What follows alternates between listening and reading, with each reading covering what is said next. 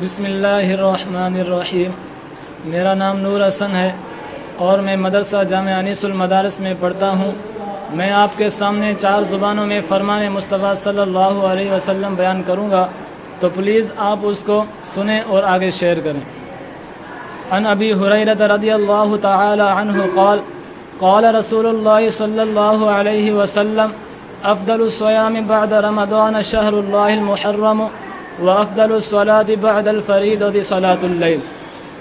جناب ابو ہریرہ رضی اللہ تعالی عنہ سے روایت ہے کہ رسول اکرم صلی اللہ علیہ وسلم نے فرمایا کہ رمضان کے بعد سب سے زیادہ فضیلت والے روزے اللہ کے مہینے محرم کے ہیں، اور فرض نماز کے بعد سب سے زیادہ فضیلت والی نماز رات کی نماز یعنی تہجد ہے۔ It was related that Abu Huraira said that the messenger of God, peace be upon him, said, after the month of Ramadan, the best month to fast is the month of al-Muharram, and after the prescribed period is the night period۔